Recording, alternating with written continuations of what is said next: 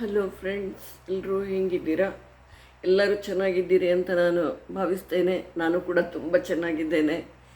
ಎಲ್ರಿಗೂ ಹಾಗೂ ಎಲ್ಲ ಅಮ್ಮಂದಿರಿಗೂ ಮೇಯ್ನಾಗಿ ಈ ಒಂದು ಮದರ್ಸ್ ಡೇ ಅಮ್ಮಂದಿರ ದಿನಾಚರಣೆಯ ಶುಭಾಶಯಗಳನ್ನು ಕೋರುತ್ತಾ ಇವತ್ತಿನ ಈ ವ್ಲಾಗ್ ನಾನು ಪ್ರಾರಂಭ ಮಾಡ್ತಾ ಇದ್ದೇನೆ. ಸೊ ಅಮ್ಮ ಎಂದರೆ ಪದೇ ಪದೇ ಸಿಗುವಂತಹ ವಸ್ತು ಅಲ್ಲ, ಅದು ಒಂದು ಪದವೂ ಅಲ್ಲ, ನೀವು ಬಯಸಿದಾಗ ಸಿಗುವಂಥ ವಸ್ತುನೂ ಅಲ್ಲ. ಅದನ್ನು ಕಳೆದುಕೊಂಡವರಿಗೆ ಅದರ ಒಂದು ನೋವು, ಅದರ ಒಂದು ಬೆಲೆ ಏನು ಅನ್ನೋದು ಯಾರು ತಾಯಿನ ಕಳ್ಕೊಂಡಿರ್ತಾರೆ ಅವ್ರಿಗೆ ನಿಜವಾಗಿ ತಿಳಿತೈತಿ. ಅದೇ ರೀತಿ ಯಾರು ದಿನ ಒಂದು 10-12 ತಾಸು ಮೊಬೈಲ್ ನೋಡ್ತಾ ಕಾಲ ಕಳಿತೀರಿ, ಅದು ಜೀವವಿಲ್ಲದ ಮೊಬೈಲ್.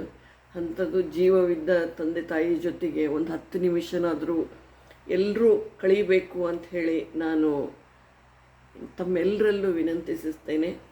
ಹಾಗೂ ಎಲ್ಲ ಸಣ್ಣ ತಾಯಂದಿರಿಗೆ, ದೊಡ್ಡ ತಾಯಂದಿರಿಗೆ, ಇನ್ನು ಮುಂಬರುವ ತಾಯಂದಿರಿಗೆ ಎಲ್ಲರಿಗೂ ಮತ್ತೊಮ್ಮೆ ನನ್ನ ನಮಸ್ಕಾರಗಳನ್ನು ಹಾಗೂ ಈ ದಿನದ ಒಂದು ಹಾರ್ದಿಕ ಶುಭಾಶಯಗಳನ್ನು ಕೋರುತ್ತೇನೆ. ಎಲ್ರಿಗೂ ದೇವರು ನಿಮಗೆ ಚೆನ್ನಾಗಿಟ್ಟಿರಲಿ. ಎಲ್ಲ ತಾಯಿಯಂದರಿಗೆ ಒಳ್ಳೆಯ ಆಯುರಾರೋಗ್ಯವನ್ನು ಆ ಭಗವಂತ ನೀಡಲಿ ಅಂತ ಹೇಳಿ ನಾನು ದೇವರಲ್ಲಿ ಮತ್ತೊಮ್ಮೆ ನಾನು ಕೇಳ್ಕೊತೇನೆ. ಅಮ್ಮ ಎನ್ನುವ ಪದ ನಾವೆಲ್ಲ ಒಂದು ಸ್ಕೂಲಲ್ಲಿದ್ದಾಗೆಲ್ಲ ಒಂದು ನಿಬಂಧದಲ್ಲೆಲ್ಲ ಬರಿತಿದ್ವಿ, ಅಮ್ಮ ಅಂದ್ರೆ ಹಾಗೆ ಹಿಂಗೆ ಅಂಥೇಳಿ. ಸೊ ಅದು ಅವಾಗ ಅದರದ್ದು ಒಂದು ನಮ್ಗೆ ತಿಳುವಳಿಕೆ ಭಾಳ ಕಡಿಮೆ ಇರ್ತೈತಿ. ಬಟ್ ಅದೊಂದು ನಿಬಂಧ ಮಾತ್ರ ಅಂತ. ಅಮ್ಮನ ಪ್ರೀತಿಗೆ ಗೊತ್ತಿರ್ತೈತಿ, ಅಪ್ಪನ ಪ್ರೀತಿಗೆ ಗೊತ್ತಿರ್ತೈತಿ, ಬಟ್ ನಿಜವಾದ ಅರ್ಥ, ಅಮ್ಮನ ಒಂದು ಅರ್ಥ, ಅಮ್ಮನ ಒಂದು ಬೆಲೆ ತಿಳಿಯುವುದು ನೀವು ತಾಯಿ ಆದಾಗ ಮಾತ್ರ ಅದು ತಿಳಿತೈತಿ ಅಂತ ಹೇಳಿ ನನಗೆ ಇದು ಒಂದು ನನ್ನ ಅನಿಸಿಕೆ. ಆ ತಾಯಿ ಎಷ್ಟು 9 ತಿಂಗಳು ಹೆತ್ತು 9 ತಿಂಗಳು ಹೆತ್ತು ನಮ್ಮನ್ನಿಷ್ಟೆಲ್ಲ ಸಾಕಿ ನಮಗೆ ಮಾಡೋದಲ್ಲದೆ ನಮ್ಮ ಮಕ್ಕಳನ್ನ ಕೂಡ ಸಾಕಿರ್ತಾರೆ, ನಮ್ಮ ಬಣಂತನ ಮಾಡ್ತಾರೆ, ನಮ್ಮ ಮಕ್ಕಳದ ಲಾಲನೆ ಪಾಲನೆ ಮಾಡ್ತಾರೆ. ಅದಕ್ಕೆಲ್ಲ ನಾವು ಎಷ್ಟು ಋಣ ತೀರಿಸಿದ್ರೂ ಅದು ಋಣ ತೀರ್ಸೋಕ್ಕೆ ಸಾಧ್ಯನೇ ಇಲ್ಲ ಆ್ಯಕ್ಚುಲಿ. ಆದರೆ ಅವರು ಅದನ್ನು ಋಣ ಅಂತ ತಿಳ್ಕೊಳಂಗಿಲ್ಲ. ಅವರು ಅದನ್ನು ತಮ್ಮ ಕರ್ತವ್ಯ, ತಮ್ಮ ಪ್ರೀತಿ, ತಮ್ಮ ವಾತ್ಸಲ್ಯದಿಂದನೇ ಮಾಡ್ತಾರೆ. ಯಾವತ್ತೂ ತಾಯಿಗೆ ಮಕ್ಕಳ ಭಾರ ಅನಿಸೋದೇ ಇಲ್ಲ. 10 ಮಕ್ಕಳಿದ್ದರೂ ಒಬ್ಬ ತಾಯಿ ಎಲ್ಲ ಮಕ್ಕಳು ಅಷ್ಟೇ ಅಂಥೇಳಿ ಭಾವಿಸಿ ಎಲ್ಲರೂ ಸಮನಾಗಿ ಪ್ರೀತಿಯಿಂದ ಸಾಕ್ತಾಳೆ. ಬಟ್ ಅದೇ 10 ಮಕ್ಕಳಲ್ಲಿ ಒಬ್ಬ ಮಗ ಅಥವಾ ಮಗಳು ತಾಯಿಯನ್ನು ನೋಡಿಕೊಳ್ಳದ ಪ್ರಸಂಗಗಳನ್ನು ನಾವು ದಿನನಿತ್ಯ ಕೇಳ್ತಾ ಇರ್ತೀವಿ. ಎಷ್ಟೆಷ್ಟು ದೊಡ್ಡ ಇಂಡಸ್ಟ್ರಿ ಎಲ್ಲ ಕಟ್ಟಿರ್ತಾರೆ, ಅವ್ರ ಮಕ್ಕಳು ಕೂಡ ಒನ್ಸ್ ಅದು ಪ್ರಾಪರ್ಟಿ ಟ್ರಾನ್ಸ್ಫರ್ ಆದಮೇಲೆ ಫುಲ್ ಚೇಂಜ್ ಆಗಿಬಿಡ್ತಾರೆ ಅವರು. ಸೊ ತಂದೆ ತಾಯಿನ ಸರಿಯಾಗಿ ನೋಡ್ಕೊಳ್ಳೋಂಗಿಲ್ಲ, ಬರೀ ಆಸ್ತಿ, ಅಂತಸ್ತು, ಐಶ್ವರ್ಯ ಅಷ್ಟೇ ಒಂದು ಜೀವನದ ಒಂದು ಅವಿಭಾಜ್ಯ ಅಂಗ ಅಂತ ಇಟ್ಕೋತಾರೆ. ಬಟ್ ನಿಜವಾದ ಆಸ್ತಿ ಯಾರಪ್ಪ ಅಂತಂದರೆ ತಂದೆ ತಾಯಿ, ಬಂಧು ಬಳಗ. ಇದು ಯಾವುದೋ ದುಡ್ಡು ಕೊಟ್ಟರೆ ಸಿಗುವಂತಹ ವಸ್ತುಗಳ ಅಲ್ವೇ ಅಲ್ಲ. ಆಮೇಲೆ ಕೂಡು ಕುಟುಂಬದ ಒಂದು ಖುಷಿ ಏನಿರ್ತೈತಿ ಅದನ್ನು ಎಲ್ಲರೂ ಅನುಭವಿಸಿದಾಗ ಮಾತ್ರ ಗೊತ್ತು. ನಾವು 6 ಜನ ಅಕ್ಕಂಗಿಯರು, ಒಬ್ಬ ತಮ್ಮ, ನಮ್ಮ ತಂದೆ, ನಮ್ಮ ತಾಯಿ, ನಮ್ಮ ಚಿಕ್ಕಪ್ಪ, ಎಲ್ಲರೂ ನಾವು ಎಷ್ಟು ಒಂದು ಖುಷಿಯಾಗಿ ಇರ್ತಾ ಇದ್ವಿ. ಒಂದು ಹಬ್ಬ ಬರಲಿ, ಹುಣ್ಣಿಮೆ ಬರಲಿ, ಏನೇ ಬಂದರೂ ಒಂದು ಸಣ್ಣ ಸಣ್ಣ ವಿಚಾರಕ್ಕೂ ನಾವು ಖುಷಿ ಪಡ್ತಿದ್ವಿ, ಎಂಜಾಯ್ ಮಾಡ್ತಿದ್ವಿ. ಈಗ ಅದಕ್ಕಿಂತ ನಾವು ಜಾಸ್ತಿ ನಮ್ಮ ಹತ್ರ ಇವತ್ತು ದುಡ್ಡು ಇರ್ಬೋದು, ಇದೇ ಇರ್ಬೋದು, ಬಟ್ ಆ ಒಂದು ಸಂತೋಷ ನಮ್ಮ ಹತ್ರ ಡೆಫಿನೆಟ್ಲಿ ಇಲ್ಲ. ಯಾಕಂದರೆ ನಾವಿಬ್ಬರು, ನಮಗಿಬ್ಬರು ಮಕ್ಕಳು, ಆ ಮಕ್ಕಳ ಪಾಪ ಎಲ್ಲೋ ವಿದೇಶದಾಗ ಓದ್ತಿರ್ತಾರೆ. ಆವಾಗ 8-10 ಮಕ್ಕಳಾದರೂ ಒಂದು ತಾಯಿನೂ ಒಂದು ದಿವಸನೂ ಬೇಸರ ಮಾಡಿಕೊಂಡು ಏನಪ್ಪ ನೀನು ಇದನ್ನು ಬೇಡ್ತೀನಿ ಇದು ಬೇಡ್ತೀನಿ ಅಂತ ಎಂದೂ ಅವ್ರು ಬೇಸರ ಮಾಡ್ಕೊಂಡಿಲ್ಲ. ಅವರು ತಮಗಾಗಿ ಎಂದೂ ಜೀವಿಸಲಿಲ್ಲ. ಬಟ್ ಈಗಿನ ಮದರ್ಸ್ ಟ್ರೆಂಡ್ ಚೇಂಜ್ ಆಗೈತಿ. ಅವರಿಗೂ ತಮ್ಮ ಟೈಮ್ ಬೇಕು, ತಮ್ಮ ಒಂದು ಎಂಜಾಯ್ಮೆಂಟ್ ಬೇಕು, ಫುಲ್ ಎಲ್ಲ ತಮ್ಮ ಲೈಫ್ ಮಕ್ಕಳಿಗೆ ಮುಡುಪು ಇಡಬೇಕು ಅನ್ನೋದು ಈಗಿನ ಒಂದು ಟ್ರೆಂಡ್ ಚೇಂಜ್ ಆಗ್ತಾ ಇದೆ, ಆಲೋಚನೆ ಚೇಂಜ್ ಆಗ್ತಾ ಇದೆ. ಏಕೆಂದರೆ ಎಜುಕೇಷನ್ ಬಹಳಷ್ಟು ಹೆಣ್ಣು ಮಕ್ಕಳು ಎಲ್ಲ ರಂಗದಲ್ಲಿ ಮುಂದುವರಿತಾ ಇದ್ದಾರೆ. ಹಾಗಾಗಿ ಅವರು ತಮ್ಮ ಕುಟುಂಬಕ್ಕೂ ಸಮಯ ಕೊಡಬೇಕು, ತಮ್ಮ ಒಂದು ವೃತ್ತಿಗೂ ಸಮಯ ಕೊಡಬೇಕು ಅಂದಾಗ ಸ್ವಲ್ಪ ಕಷ್ಟ ಆಕೈತಿ. ಅದು ಆಗ್ಯೂ ತಮ್ಮ ಕುಟುಂಬವನ್ನು ನೋಡಿಕೊಂಡು, ತಮ್ಮ ಹಿರಿಯರನ್ನು ನೋಡಿಕೊಂಡು, ಮಕ್ಕಳನ್ನು ನೋಡಿಕೊಂಡು, ನೆಕ್ಸ್ಟ್ ತಮ್ಮ ವೃತ್ತಿಯಲ್ಲೂ ಚೆನ್ನಾಗಿ ಮಾಡಿದಂಥ ಅನೇಕ ಮಹಿಳೆಯರು, ಅನೇಕ ತಾಯಂದಿರು ನಾವಿವತ್ತು ನೆನೆಸಲೇಬೇಕು. ಒಬ್ಬ ತಂದೆ ಬಿಟ್ಟು ಹೋದ ತಾಯಿ ಎಲ್ಲ ಮಕ್ಕಳನ್ನ ವಿದ್ಯಾವಂತರವಾಗಿ ಸಾಕಿ ಬೆಳೆಸಿ, ಆಕೆ ಏನೇ ಮಾಡಲಿ, ಕೂಲಿ ಮಾಡಿ ಆದರೂ ಮಕ್ಕಳನ್ನ ಸಾಕಿ ದೊಡ್ಡವ್ರನ್ನಾಗಿ ಮಾಡಿ ಅವ್ರನ್ನ ಒಂದು ಒಳ್ಳೆಯ ಸ್ಥಾನದಲ್ಲಿರೋದನ್ನ ನೋಡಿ ಖುಷಿ ಪಡ್ತಾಳೆ. ಬಟ್ ಅದೇ ಒಬ್ಬ ತಾಯಿ ಇಲ್ಲ ತಂದೆ ಅಷ್ಟೇ ಅದಾನಂದ್ರೆ ಮಕ್ಕಳು ಡೆಫಿನೆಟ್ಲಿ ಬಹಳಷ್ಟು ಸಾರಿ ಮಕ್ಕಳು ವಿದ್ಯಾವಂತರಾಗಂಗಿಲ್ಲ, ಹಾದಿ ತಪ್ಪಿ ಬಿಡ್ತಾರೆ. ಸೊ ಒಬ್ಬ ತಾಯಿ ಒಂದು ದೇವ್ರ ಸಮಾನ. ಸೊ ಆ ತಾಯಿಗೆ ಯಾವತ್ತೂ ನಾವು ಮನನೊಲಿಸುವಂತೆ ನಡ್ಕೋಬೇಡ್ರಿ, ಪ್ರೀತಿಯಿಂದ ನೋಡ್ಕೊಳ್ರಿ. ಆಮೇಲೆ ಎಲ್ಲರೂ ಅವ್ರ ಜೊತೆಗೆ ಟೈಮ್ ಸ್ಪೆಂಡ್ ಮಾಡಿರಿ. ಇರುವಾಗ ಅವ್ರಿಗೆ ಏನು ಬೇಡ್ರಿ, ನಿಮ್ಮದು ಏನಂತಾರೆ, ನಿಮ್ಮದು ಸೀರೆ ಬೇಡ, ನಿಮ್ಮ ಒಡವೆ ಬೇಡ, ಬಂಗಾರ ಬೇಡ, ಹಣ ಬೇಡ, ನಿಮ್ಮ ಪ್ರೀತಿ ಬೇಕು, ನಿಮ್ಮ ಟೈಮ್ ಬೇಕು. ನಿಮ್ಮ ಮಕ್ಕಳನ್ನ ಅವ್ರ ಜೊತೆಗೆ ಬಿಡ್ರಿ, ಮೊಮ್ಮಕ್ಕಳ ಜೊತೆ ಟೈಮ್ ಸ್ಪೆಂಡ್ ಮಾಡ್ಬೇಕಂತ ಹೇಳಿ ಬಹಳಷ್ಟು ಹಿರಿ ಜೀವ ಹಾತೊರಿತಿರ್ತಾವನ್ನೋದು ನೀವು ಮರಿಬೇಡ್ರಿ. ಸೊ ಭಾಳ ಸಾರಿ ಏನಾಕೈತಿ, ಪೇರೆಂಟ್ಸ್ ಎಲ್ಲ ಹಳ್ಳಿಯಾಗಿರ್ತಾರೆ, ಹಳ್ಳಿಯಾಗ ನಮ್ಮ ಮಕ್ಕಳನ್ನ ಹೆಂಗೆ ಬಿಡೋದು, ನಾವು ಸಿಟಿ ಒಳಗಿರ್ತೀವಿ ಅಂಥೇಳಿ ಭಾಳಷ್ಟು ಸಾರಿ ಸಿಟಿ ಒಳಗಿರ್ತೀವಿ, ನಾವೇ ಹೆಂಗೆ ಬಿಡೋಣ ಅಂಥೇಳಿ ವಿಚಾರ ಮಾಡ್ತಾರೆ. ಮಕ್ಕಳು ಹಳ್ಳಿಯಲ್ಲೇ ಆಗಲಿ ದಿಲ್ಲಿಯಲ್ಲೇ ಆಗಲಿ ಅಜ್ಜ ಪ್ರೀತಿ ಅದು ಬೆಲೆ ಸಿಗಲಾರ್ದಂಥದ್ದು. ಆಮೇಲೆ ಮಕ್ಕಳು ಮಣ್ಣಾಗ ಆಡಲಿ, ಹಳ್ಳಿಯಲ್ಲಿ ಓಡಾಡಲಿ, ಹಳ್ಳಿಯ ಕಷ್ಟ ಏನಂತ ಗೊತ್ತಾಗಲಿ, ಹಳ್ಳಿಯ ಪ್ರೀತಿ ಏನಂತ ಗೊತ್ತಾಗಲಿ, ಹಳ್ಳಿಯ ಜೀವನ ಏನಂತ ಹೇಳಿ ಮಕ್ಕಳಿಗೆ ತಿಳಿಬೇಕು. ಆಮೇಲೆ ಅದೇ ರೀತಿ ಅಜ್ಜ ಅಜ್ಜಿ ಅವರಿಂದ ಸಿಗುವ ಪ್ರೀತಿ ಏನು ಅಂಥೇಳಿ ಮೊಮ್ಮಕ್ಕಳಿಗೆ ಗೊತ್ತಾಗಬೇಕು. ಅದು ಒಂದು ಅವರ ಜೀವನದ ಒಂದು ಏನಂತಾರೆ ಒಂದು ಸ್ಮರಣೀಯ ದಿನ ಆಗಬೇಕು. ಅದು ಒಂದು ಯಾವಾಗಲೂ ನಾವೆಲ್ಲ ಸಣ್ಣವರಿದ್ದಾಗ ಊರಿಗೆ ಹೋಗ್ತಿದ್ವಿ, ಎಷ್ಟು ಪ್ರೀತಿ ಮಾಡ್ತಾಯಿದ್ರು ಅಜ್ಜ ಅಜ್ಜಿ ಅಂಥೇಳಿ ಇವತ್ತಿಗೂ ನೆನೆಸ್ಕೋತೀವಿ. ಅವ್ರು ನೋಡ್ರಿ ಏನೂ ಅದು ಇನ್ಫ್ಯಾಕ್ಟ್ ಪ್ರತಿಫಲ ಇಲ್ದೇ ಅವ್ರು ಮಾಡ್ತಾಯಿದ್ರು. ಅವಾಗೆಲ್ಲ ನಾವು ಹಳ್ಳಿಗೆ ಹೋದಾಗೆಲ್ಲ ನೀರಿನ ಪ್ರಾಬ್ಲಮ್ ಭಾಳ ಇರ್ತಿತ್ತು. ನಾವೆಲ್ಲ ಇಲ್ಲಿ ಸಿಕ್ಕಾಪಟ್ಟೆ ಸಿಟಿ ಒಳಗೆಲ್ಲ ಹಿಂಗೆ ನಳ ಸ್ಟಾರ್ಟ್ ಮಾಡಿದ್ಕೊಳ್ಳೆ ನೀರು ಬರ್ತಿತ್ತು, ಎಲ್ಲ ಚೆಲ್ಲೋದು ಮಾಡತ್ತಿದ್ವಿ.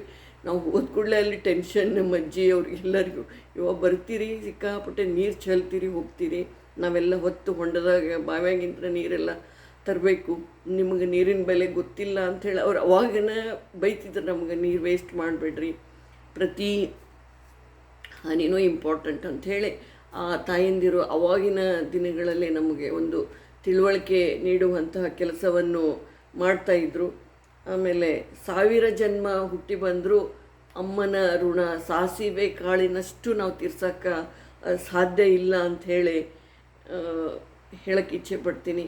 ಆಮೇಲೆ ಭೂಮಿ ಮೇಲೆ ಶಾಶ್ವತವಾಗಿ ಉಳಿಯುವುದು ತಾಯಿಯ ಪ್ರೀತಿ ಮಾತ್ರ.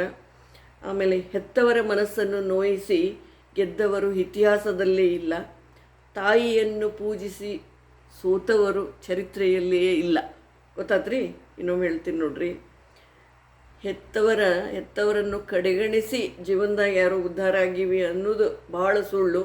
ಬಟ್ ತಾಯಿಯನ್ನು ಗೌರವದಿಂದ ಪೂಜೆ ಮಾಡಿ ನೋಡಿಕೊಂಡವರು ಚರಿತ್ರೆಯನ್ನೇ ಬರೆದಾರ. ಎಕ್ಸಾಂಪಲ್ ಶಿವಾಜಿನ ನೋಡ್ರಿ, ಶಿವಾಜಿ ಬರೀ 4 ಫೂಟ್ ಮೇಲೆ ಸ್ವಲ್ಪ ಇದ್ದ, he was very short Shivaji Maharaja. So ಅವರು ಶಿವಾಜಿ ಮಹಾರಾಜರ ತಾಯಿ ಎಷ್ಟು ಒಳ್ಳೊಳ್ಳೆ ಸಂದೇಶವನ್ನು ಅವರ ಮಗನಿಗೆ ನೀಡ್ತಾ ಇದ್ದರು, ಮಗು ಹೊಟ್ಟೆಯಲ್ಲಿ ಇರುವಾಗನೇ ನೀಡ್ತಾ ಇದ್ದರು ಅಂತಂದ್ರೆ ಅವರು ಅಷ್ಟೊಂದು ಒಂದು ದೊಡ್ಡ ಮಟ್ಟಕ್ಕೆ ವಿಚಾರ ಮಾಡಿ ಒಂದು ರಾಜ್ಯವನ್ನೇ ಸಂಸ್ಥಾನವನ್ನೇ ಗೆಲ್ಲುವಂತಹ ಮನಸ್ಸು ಮಾಡಿ ಗೆದ್ದವರು ಅವರು. ಅದಕ್ಕೆಲ್ಲ ಬೆನ್ನ ಹಿಂದೆ ನಿಂತಿದ್ದು ಅವರ ತಾಯಿ ಮತ್ತು ಅವರ ತಾಯಿಯ ಪ್ರೀತಿ. ಆ ರೀತಿ ಎಲ್ಲ ತಾಯಂದಿರು ತಮ್ಮ ಮಕ್ಕಳಿಗೆ ಯಾವಾಗಲೂ ಒಂದು ಶ್ರೇಷ್ಠವನ್ನೇ ಬಯಸ್ತಾರೆ. ಸೊ ಅಂಥ ಹಿರಿಯ ಜೀವಕ್ಕೆ ಯಾವಾಗಲೂ ಮನಸ್ಸಿಗೆ ನೋವು ಕೊಡೋದು ಬೇಡ. ಅವರಿಗೆ ನಿಮ್ಮದು ಕೇಕ್ ಕೊಡೋದು ಬೇಡ, ಏನೂ ಬೇಡ, ಪ್ರೀತಿ ಕೊಡ್ರಿ, ಅವ್ರಿಗೆ ಟೈಮ್ ಕೊಡ್ರಿ ಅಂತೇಳಿ ನಾನು ಮತ್ತೊಮ್ಮೆ ಕೇಳೋಕ್ಕೆ ಇಚ್ಛೆ ಪಡ್ಕೋತೀನಿ. ಆಮೇಲೆ ಯಾಕಂದರೆ ಆಕೆ ತನ್ನ ಸಲುವಾಗಿ ಆಕೆ ಎಂದೂ ಬದುಕಿರಂಗಿಲ್ಲ, ಎಲ್ಲ ಮಕ್ಕಳ ಸಲುವಾಗಿ, ಗಂಡನ ಸಲುವಾಗಿ ಆಕೆ ಇಡೀ ಜೀವನ ಮುಡುಪಿಟ್ಟಿರ್ತಾಳೆ. ಸೊ ಅಂಥ ತಾಯಿಗೆ ಎಲ್ಲರೂ ಒಂದು ಪೂಜ್ಯ ಭಾವದಿಂದ ಇವತ್ತು ನಮಿಸೋಣ, ಸ್ಮರಿಸೋಣ. ಇಲ್ದವರು ಅವರ ನೆನಪುಗಳ ಜೊತೆಗೆ ಬದುಕ್ರಿ. ಆಮೇಲೆ ಅವ್ರು ಎಲ್ಲೇ ಇದ್ದರೂ ದೇವರ ರೂಪದಲ್ಲಿ ನಿಮ್ಮ ಜೊತೆಗೇ ಇರ್ತಾರ ಅನ್ನೋದು ಮರಿಬೇಡ್ರಿ. ಅವರ ವಿಶಸ್ ಯಾವಾಗಲೂ ನಿಮ್ಮ ಜೊತೆಗಿರ್ತಾವ. ನಿಮ್ಗೆ ಅಲ್ಲೇ ಇದ್ದರೂ ಅವ್ರು ನಿಮ್ಗೆ ಚಲೋದ ಬಯಸ್ತಿರ್ತಾರೆ, ಅದನ್ನೂ ಮರಿಬೇಡ್ರಿ. ಆಮೇಲೆ ಇದ್ದವರು ಮಾತ್ರ ದಯವಿಟ್ಟು ಅವ್ರ ಮನಸ್ಸು ನೋಯಿಸ್ಬೇಡ್ರಿ, ಅವ್ರನ್ನ ಪ್ರೀತಿಯಿಂದ ನೋಡ್ಕೊಳ್ರಿ, ಅವರ ಆರೋಗ್ಯದ ಕಡೆ ಕಾಳಜಿ ಕೊಡ್ರಿ. ಅಟ್ಲೀಸ್ಟ್ ಒಂದು ವರ್ಷಕ್ಕೆ ಒಂದು ಸತಿ, 6 ತಿಂಗಳಿಗೆ ಒಂದು ಸತಿ ಅವ್ರ ಆರೋಗ್ಯದ ಚೆಕಪ್ ಮಾಡಿಸ್ತಾ ಇರ್ರಿ. ಏಕೆಂದರೆ ಈಗ ಎಷ್ಟೊಂದು ಆರೋಗ್ಯ ಕ್ಷೇತ್ರದಲ್ಲಿ ಬದಲಾವಣೆ ಆಗೈತಿ, ನಿಮಗೂ ಗುರ್ತು. ಸೊ ಯಾವುದೂ ಅಂದರೆ ಲೈಟಾಗಿ ತೊಗೋಬೇಡ್ರಿ. ಈಗ ಕ್ಯಾನ್ಸರ್ ಇರ್ಬೋದು, ಗರ್ಭಾಶಯದ ಕ್ಯಾನ್ಸರ್ ಇರ್ಬೋದು, ಆಮೇಲೆ ಎದೆ ಕ್ಯಾನ್ಸರ್ ಇರ್ಬೋದು, ಸರ್ವೈಕಲ್ ಕ್ಯಾನ್ಸರ್, ಓವೇರಿಯನ್ ಕ್ಯಾನ್ಸರ್ ಇರ್ಬೋದು, ಬಹಳಷ್ಟು ಈಗ ಜಾಸ್ತಿ ಆಗ್ತಾಯಿದೆ. ಸೊ ನೀವು prevention is better then cure. ಆದಮೇಲೆ ನಾವು ಬಹಳಷ್ಟು ಕಾಳಜಿ ಆಗೋಕ್ಕಿಂತ ಮುಂಚೆ ನಾವು ಏನು ಕಾಳಜಿ ತೊಗೋತೀವಿ ಬಹಳ ಮುಖ್ಯ. ಸೊ 6 ಮಂತ್ಸಿಗೆ ಒಂದು ಸತಿ ಅವರದ್ದು BP, ಶುಗರ್ ಮತ್ತು ಎಲ್ಲ ಜನರಲ್ ಹೆಲ್ತ್ ಚೆಕಪ್ ಎಲ್ಲ ತಾಯಂದಿರದನ್ನು ಮಾಡಿಸ್ರಿ. ಆಮೇಲೆ ಅಮ್ಮ ಗುರುನೂ ಹೌದು, ಗೆಳತಿನೂ ಹೌದು. ಅಮ್ಮ ಎಲ್ಲರ ಸ್ಥಾನವನ್ನು ತುಂಬಬಹುದು, ಆದರೆ ಅಮ್ಮನ ಸ್ಥಾನವನ್ನು ತುಂಬಲು ಯಾರಿಂದಲೂ ಸಾಧ್ಯ ಇಲ್ಲ ಅಂಥೇಳಿ ನೀವು ಕೂಡ ಒಪ್ಕೋತೀರಿ ಅಂಥೇಳಿ, ಒಬ್ಬ ತಾಯಿಯಾಗಿ ನೀವೆಲ್ಲ ಖಂಡಿತ ಒಪ್ಕೋತೀರಿ ಅಂತ ನಾನು ಆಶಿಸ್ತೇನೆ. ಈ ಭೂಮಿ ಕೂಡ ಒಂದು ತಾಯಿ. ಸೊ ಎದ್ದು ಕೂಡಲೇ ನಾವು ಭೂಮಿ ತಾಯಿ ಕೂಡ ನಮಸ್ಕಾರ ಮಾಡಬೇಕು. ಸೂರ್ಯ ನಮಸ್ಕಾರ ಮಾಡ್ತೀವಿ. ಸೂರ್ಯ ನಮಸ್ಕಾರ ದಿನ ನಮಗೆ ಬೆಳಕು ಕೊಡ್ತಾನೆ, ಸೂರ್ಯದೇವ ಅಂತ ನಮಸ್ಕಾರ ಮಾಡ್ತೀವಿ. ಅದೇ ರೀತಿ ಭೂಮಿ ನಮಗೆ ಇಷ್ಟೊಂದೆಲ್ಲ ನಮಗೆ ಇರೋಕ್ಕೆ ನಮಗೆ ಅವಕಾಶ ಮಾಡಿ ನಮ್ಮನ್ನೆಲ್ಲ ಹೊತ್ಕೊಂಡಾಳ ಅಂಥೇಳಿ ಆ ಭೂಮಿ ತಾಯಿಗೂ ಕೂಡ ನಾವು ದಿನನಿತ್ಯ ನಮಸ್ಕಾರ ಮಾಡಬೇಕನ್ನೋದನ್ನು ಮಕ್ಕಳಿಗೆ ದಯವಿಟ್ಟು ಎಲ್ಲರೂ ಹೇಳ್ಕೊಡ್ರಿ. ಕೊನೆ ತನಕ ಏನೇ ತಪ್ಪು ಮಾಡಿದರೂ ಮಕ್ಕಳು ಕೊನೆ ತನಕ ಬದಲಾಗದ ಪ್ರೀತಿ ತಾಯಿಯದ್ದು ಮಾತ್ರ ಏನ್ರಿ. ಅದನ್ನು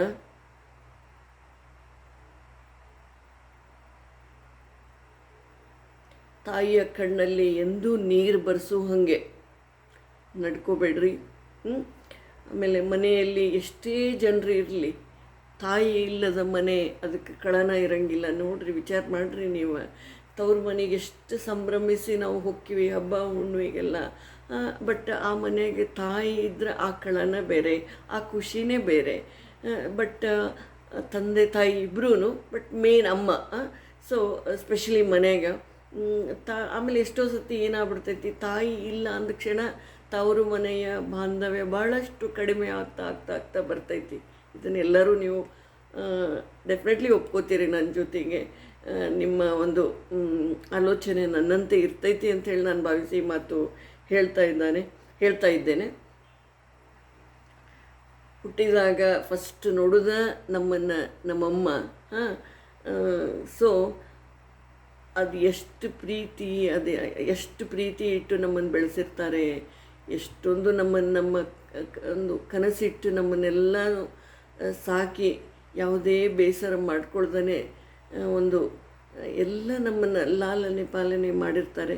ಆ ತಾಯಿಗೆ ಮತ್ತೊಮ್ಮೆ ಹೃದಯಪೂರ್ವಕ ನಮನಗಳನ್ನು ನನ್ನ ತಾಯಿಗೂ ಕೂಡ ನಾನು ಇವತ್ತು ಸಲ್ಲಿಸ್ತಾ ನನ್ನ ಈ ವ್ಲಾಗ್ ಇಲ್ಲಿಗೆ ಮುಗಿಸ್ತೇನೆ. ಎಲ್ರಿಗೂ ಮತ್ತೊಮ್ಮೆ ಈ ಒಂದು ತಾಯಂದಿರ ದಿನಾಚರಣೆಯ ಶುಭಾಶಯಗಳನ್ನು ಕೋರುತ್ತಾ ಈ ವ್ಲಾಗ್ ಇಲ್ಲಿಗೆ ನಾನು ಎಂಡ್ ಮಾಡ್ತಾ ಇದ್ದೀನಿ. ಥ್ಯಾಂಕ್ ಯು, ಧನ್ಯವಾದಗಳು.